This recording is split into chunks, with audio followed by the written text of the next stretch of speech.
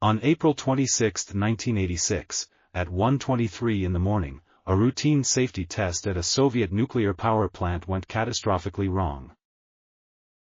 In just 40 seconds, the reactor's power surged to 10 times its design limit.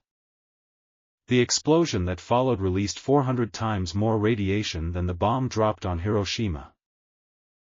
But the disaster didn't start that night. It started 36 hours earlier, with a delay, a phone call, and a decision no one wanted to make. This is Chernobyl, minute by minute. Reactor number 4 at the Chernobyl Nuclear Power Plant was one of 4 massive RBMK reactors operating in northern Ukraine. It had been running flawlessly for over 2 years. But on the morning of April 25, engineers prepared to run a long-delayed safety test, one designed to answer a single critical question: if the plant suddenly lost power from the grid, could the reactor's spinning turbines generate enough electricity to keep the cooling pumps running until backup generators kicked in? On paper, the test was simple. In reality, it would expose a flaw the Soviet government had hidden for over a decade. The test was scheduled for the afternoon shift on April 25, a team that had trained for it. At 1 p.m., engineers began reducing the reactor's power to 50%. But just as they were about to continue, the regional power grid controller in Kiev called. Another power station had gone offline. Chernobyl was needed at full output to cover the shortfall. The test had to wait. For 10 hours, the reactor sat at half power, a state it was never designed to hold for long. By the time clearance came at 11 p.m., the trained day shift had gone home. The test would now be performed by the night shift. They had not been briefed. The night shift arrived expecting a routine evening. Instead, they were handed a complex test procedure they'd never seen before, on a reactor that had been sitting in an unstable state for 10 hours. In charge was Deputy Chief Engineer Anatoly Dyatlov, experienced, respected, and famously unwilling to be questioned. At the controls was 25-year-old senior reactor control engineer Leonid Topchinov. He had less than 4 months of experience at this position. As they began lowering reactor power further, something went wrong. The power didn't drop steadily, it crashed. Down to almost zero. The reactor was now in its most dangerous possible state, a condition called xenon poisoning. Any reasonable engineer would have shut down and waited 24 hours. Dyatlov ordered them to continue. To bring power back up, the engineers withdrew nearly every control rod from the reactor core. Of 211 control rods, fewer than 8 remained inserted. The official safety manual required a minimum of 15. They had crossed a line that should never have been crossed. By 1:22 a.m., the reactor was running, but barely. The core was unstable, full of xenon gas, and dangerously low on coolant. A printout warned the operators that the reactor should be shut down immediately. Dyatlov ignored it. The test would continue. At 1:23 a.m., the test began. Engineers shut down the steam supply to the turbines, simulating a power failure. The cooling pumps slowed. Inside the reactor, water began turning to steam. And in an RBMK reactor, unlike any Western design, steam doesn't slow the nuclear reaction. It accelerates it. Power began to climb. Slowly at first. Then faster. At 1:23 a.m., Topchinov saw the reading spiking and slammed the AZ-5 emergency shutdown button.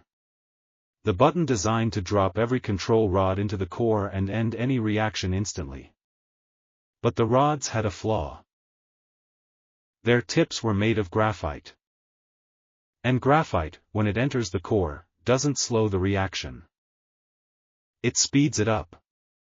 For 3 seconds, the emergency shutdown made the disaster worse.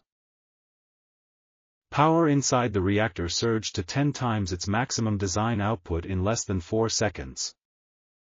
The fuel rods shattered. Superheated water flashed instantly into steam. The first explosion blew the 1,000-ton concrete lid off the top of the reactor like it was paper. 2 seconds later, a second explosion, this one likely a hydrogen blast or a small nuclear excursion, tore the building apart. Burning chunks of radioactive graphite rained down across the plant. The roof of Reactor 4 was gone. The core was open to the sky. And the wind was blowing toward Pripyat, a city of 49,000 people, just 2 miles away. Inside the control room, alarms screamed. But Dyatlov refused to believe what had happened. The reactor is intact, he insisted. He ordered operators to keep pumping water into a core that no longer existed. He sent 2 young engineers, Alexander Akimov and Leonid Topchinov, into the wreckage to manually open valves. They waded through radioactive water in the basement. Both received doses well over 1,000 rem, more than enough to be fatal. Both would be dead within weeks. Meanwhile, firefighters from nearby Pripyat arrived to put out what they thought was an ordinary roof fire. They had no protective gear. No one had told them what was burning. Many of them picked up chunks of the reactor core with their bare hands, curious about the strange, glowing material. They would be among the first to die. By morning, Soviet authorities knew the scale of the disaster. They did not tell anyone. In Pripyat, children went to school. People hung laundry. A wedding was held that afternoon. Radiation levels in the city were already 600 times higher than the natural background. It would take 36 hours after the explosion before evacuation buses finally arrived. By then, residents had inhaled and ingested radiation that would shorten thousands of lives. The Soviet government would not publicly admit that anything had happened until 2 days later, and only because Swedish scientists, more than 700 miles away, had detected the radioactive cloud and demanded answers. In the weeks that followed, more than 600,000 people, soldiers, miners, pilots, and ordinary workers known as liquidators, would be sent in to contain the disaster. They built a massive concrete sarcophagus over the destroyed reactor. They flew helicopters directly over the open core to drop sand and boron. Many of them are dead now. The official Soviet death toll for the disaster was 31. The actual long-term toll, according to international health organizations, ranges from 4,000 to over 90,000. An exclusion zone of 1,000 square miles was created around the plant. It is still in place today. Pripyat remains abandoned, a frozen Soviet city, slowly being reclaimed by the forest. Anatoly Dyatlov was sentenced to 10 years in prison. He was released early due to declining health from radiation exposure and died in 1995. The flaw in the RBMK reactor, the one that turned an emergency shutdown button into a detonator, had been known to Soviet scientists for years. It had been classified. The operators of Chernobyl never knew the design they were trusting could betray them. Chernobyl wasn't caused by a single mistake. It was caused by a delay, a culture of silence, an inexperienced crew, an arrogant supervisor, and a hidden design flaw, all stacking on top of each other across 36 hours. Every layer of safety failed. And by the time the AZ-5 button was pressed, no human decision could have saved them. If you made it this far, hit subscribe. There's a new disaster every week, told the way it actually happened.